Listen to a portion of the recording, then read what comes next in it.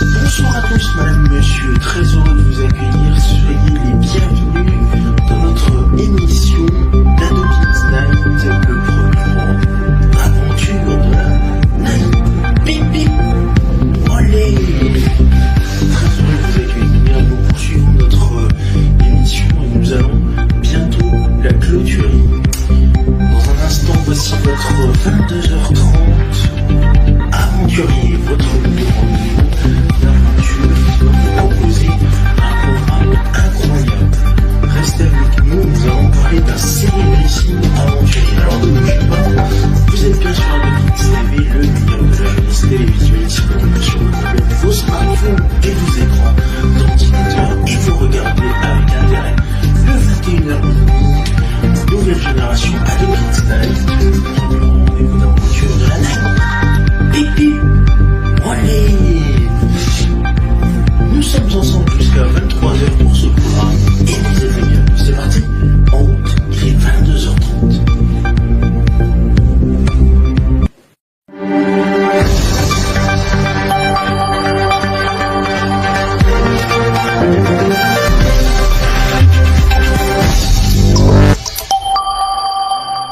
Madame, monsieur, bonsoir, bienvenue sur le plateau du 22h30 Aventurier, le premier grand rendez-vous d'aventure de la night sur Ado Kids TV, le meilleur de la jeunesse télévisuelle disponible sur vos tablettes, vos smartphones et vos écrans d'ordinateur et prochainement à la télévision. Et vous regardez Ado Kids Night, le premier grand rendez-vous d'aventure de la night. Bip bip, yeah, olé. Très heureux de vous accueillir pour de nouvelles aventures et nous allons poursuivre nos grandes aventures avec notre ami Jacques Cartier. Je vous rappelle qu'hier nous parlions d'un fort qui s'appelle Charlesbourg-Royal, qui se trouve au confluent du Saint-Laurent et la rivière du Cap-Rouge pour préparer la colonisation. Et même, je dirais même plus, nous en étions aux retrouvailles qui sont chaleureuses, malgré l'annonce du décès de Donnacona, puis les rapports se dégradent et Cartier décide de s'installer ailleurs. Et justement, nous allons continuer notre aventure ici. Il fait édifier le fort de Charlesbourg-Royal sur l'actuel site archéologique Cartier-Roberval, au confluent du Saint-Laurent et la rivière du Cap-Rouge, pour préparer la colonisation. Bientôt, l'hiver arrive et Roberval est toujours invisible avec le reste de l'expédition. En attendant, Cartier accumule l'or et les diamants qu'il négocie avec les Iroquois du Saint-Laurent, qui disent les avoir ramassés près du camp. En 1542, Cartier lève le camp, rencontre Roberval à Terre-Neuve, malgré l'ordre que ce dernier lui donne de rebrousser chemin et de retourner sur le Saint-Laurent. Cartier met le cap vers la France. Aussitôt arrivé en France, il fait expertiser le minerai, apprenant qu'il ne rapporte que de la pyrite et du quartz sans valeur. Sa mésaventure est à l'origine de l'expression « faux comme des diamants du Canada » et du toponyme actuel Cap-Diamant pour désigner l'extrémité est du promontoire de Québec.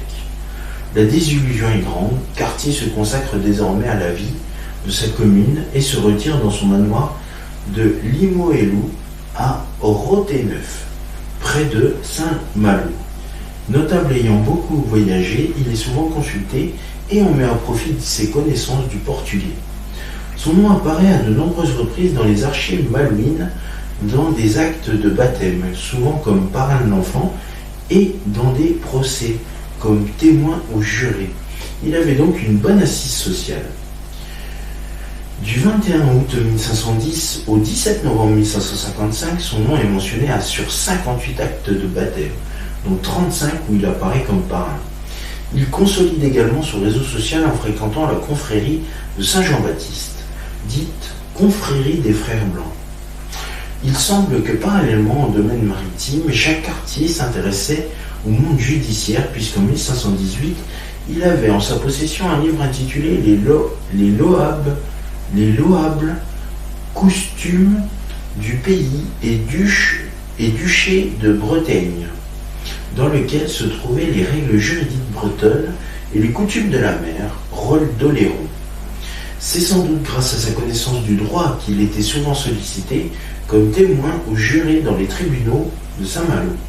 Plusieurs historiens ont présumé qu'il a été anobli, d'autres en doutent ou en ont cherché en vain les preuves irréfutables. Le doute persiste. Il est qualifié de sieur de Limoilou dans un acte du chapitre de Saint-Malo du 29 septembre 1549, mais le fait d'être seigneur d'un lieu ne garantit pas qu'on est juridiquement noble.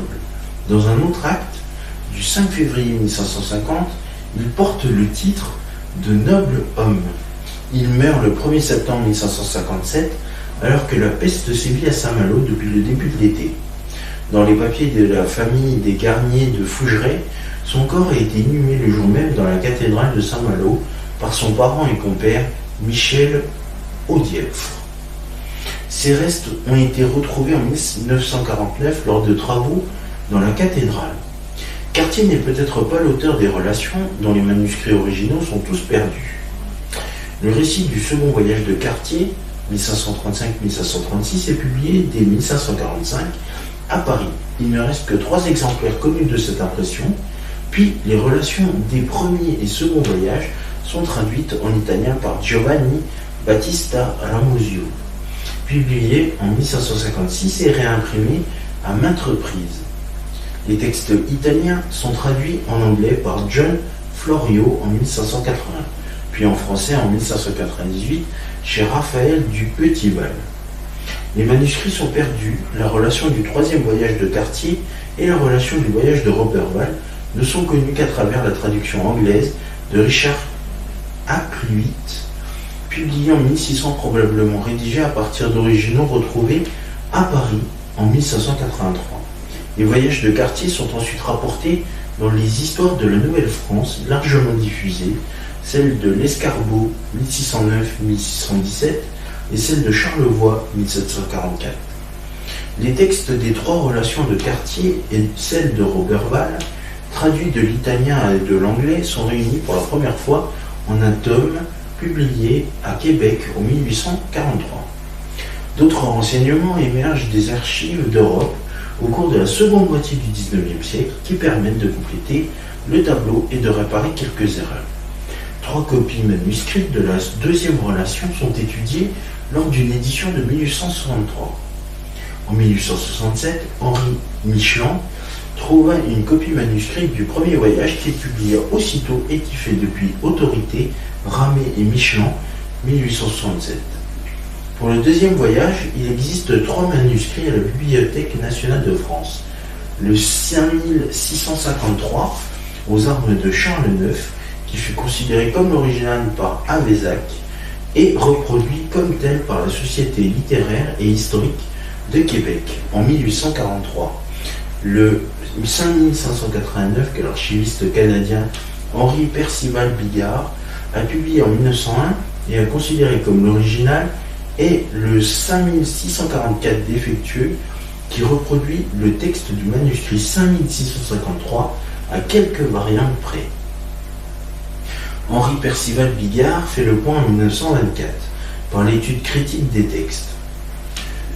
Relation des voyages, œuvre en ligne, Alfred Ramé et Henri Michelan, notes sur le manoir de Jacques Cartier et documents inédits sur Canada, Voyage de Jacques Cartier, appendice abrégé des voyages à découverte et habitation faits en Amérique septentrionale par les François et ensuite celles faites par les Anglois. Note sur le manoir de Jacques Cartier par M.A. Ramé, document inédit sur le Canada communiqué par M.A. Ramé, 2 séries, relation originale du voyage de Jacques Cartier au Canada en 1534, document inédit sur Jacques Cartier et le Canada, nouvelle série par Cartier-Jacques, 1491-1557, Paris, Trosse, 1867. Manuscrit de la relation du second voyage de Cartier, en ligne sur Europeana, bref récit et succincte narration de la navigation faite en 1535-1536 par le capitaine Jacques Cartier aux îles de Canada, Hochelaga, Saguenay et autres. Second voyage édition de 1863. En ligne sur Europeana, avec en annexe le premier glossaire sur les langues amérindiennes du Canada. Jacques Cartier, bref récit et succincte narration de la navigation faite isles des Canada, Hochelaga et Saguenay et autres, avec particulière mœurs, langage et cérémonie des habitants d'Issel, fort délectable à voir. Les œuvres imprimées en ordre chronologique inverse: Jacques Cartier, Voyage au Canada avec les relations des voyages en Amérique de Gonneville, Verrazzano et Roberval, François Maspero, FM La Découverte, collection de poche numéro 35, Paris 1981, et Henri Percival Bigard, The Voyages of Jacques Cartier, Public Archives of Canada, number 11, Ottawa, 1924. On lui attribue habituellement la découverte du Canada, désignant par là la mince région du Québec à laquelle il donne le nom de Canada durant son expédition de 1535. Il est le premier explorateur du golfe du Saint-Laurent et certainement le premier à tracer la cartographie du fleuve Saint-Laurent, dont la découverte en 1535 a permis à la France d'occuper l'arrière-pays de l'Amérique du Nord, Marcel Trudel. Même si ces explorations n'ont pas l'envergure des travaux de Hernando de Soto ou de certains explorateurs sud-américains, Cartier figure parmi les grands noms du XVIe siècle. Il est le premier à faire un relevé des côtes du golfe du Saint-Laurent, à décrire la vie des Indiens du nord-est de l'Amérique du Nord, et c'est bien là son plus grand mérite. Il découvre en 1535 le fleuve Saint-Laurent, qui sera l'axe de l'Empire français d'Amérique, la route essentielle par laquelle les explorateurs s'élanceront vers la baie d'Hudson, vers l'horizon mystérieux de la mer de l'Ouest et vers le Mississippi. Découvreur d'un des très grands fleuves du monde, Cartier est au point de départ de l'occupation par la France des 3/4 d'un continent, Marcel Trudel. Et Jacques Cartier a posé les bases de la littérature française d'Amérique avec ses récits de voyage que l'on considère comme l'origine de notre corpus. C'est par lui que l'exotisme du continent entre dans la littérature française, celle de Rabelais, de Chateaubriand et de Bernardin de Saint-Pierre, Fabien de Glise citant Michel Laurent. Son manoir de Limoilou à Saint-Malo, où il a vécu de 1541 à sa mort, 1557, seul héritage subsistant de l'explorateur, est devenu un musée Jacques Cartier, inauguré en 1984. Au niveau toponymie, près de 150 lieux ou établissements dans le monde portent son nom, notamment en France, à Rennes, un boulevard et une station de la ligne 1 du métro, à Saint-Malo, un lycée public, à Nantes, Loire-Atlantique, une rue, ainsi qu'à Saint-Herblain, Loire-Atlantique, à Brest-Finistère, à Vannes-Morbihan, à Paris 18e, à Cherbourg dans la Manche, au Sable d'Olonne en Vendée, etc., etc. À Massy, dans l'Essonne, un hôpital, l'Institut hospitalier Jacques Cartier. À Cholet, une rue située dans un des plus anciens quartiers de la ville, le quartier du Livet, donc dans le Maine-et-Loire, à Cholet. À Saint-Pierre, du côté de Saint-Pierre-et-Miquelon, une rue, et à Mandelieu-la-Napoule, une allée. Au Canada, à Montréal, province de Québec, un pont et une place, près de la ville de Québec sur la rivière Jacques-Cartier, ainsi que le parc national de la rivière Jacques-Cartier. À Sherbrooke, Jacques-Cartier a donné son nom à l'un des 6 arrondissements de la ville étudiante. En juillet 1934, l'administration des postes françaises a émis 2 timbres Jacques-Cartier à 0,75 centimes de franc et 1,50 centimes de franc, commémorant la découverte du golfe du Saint-Laurent en 1534. Un cultivar de rosiers de Portland aux fleurs roses délicates a été appelé Rose Jacques-Cartier. Le chanteur québécois Robert Charlebois a écrit une chanson Cartier, Jacques, en 1976, puis publié un album Cartier, l'Opérock, 1992. Un buste de Jacques Cartier se trouve dans le jardin de la Nouvelle-France à Paris, dans le 8e arrondissement, anciennement jardin de la Vallée Suisse. Une statue en pierre de Cartier par Georges Barrault se trouve à Saint-Malo sur le bastion de la Hollande. Elle a été inaugurée le 23 juillet 1905 par René Brice, président du Conseil général, en présence d'une délégation canadienne officielle. Voilà, eh bien, je vous ai tout dit sur notre très cher Jacques Cartier. Je ne pensais pas qu'on allait finir assez vite avec ce 15e numéro consacré à Jacques Cartier. Bonne nouvelle, prochain rendez-vous ce sera demain et nous allons changer de célèbre navigateur. Si je suis bon, je vais vous retrouver le nom du prochain navigateur et je ne l'ai pas encore. Je vais vous dire tout de suite. Ah oui, on va parler d'un grand monsieur. Oui, c'est ça. Nous allons parler de Alexandre le Grand, bien évidemment, dans notre prochaine session du 22h30 Aventurier. Merci à vous de votre fidélité, je vous embrasse. Je vous souhaite une excellente soirée sur Ado Kids TV. Dans un instant, la suite de vos programmes avec le 23h Mobigo qui vous attend pour de nouvelles aventures à la découverte d'un réseau de transport en commun direction la cité byzantine avec la compagnie Ginko. Je vous souhaite une excellente soirée et une douce nuit sur Ado Kids TV. Merci, salut.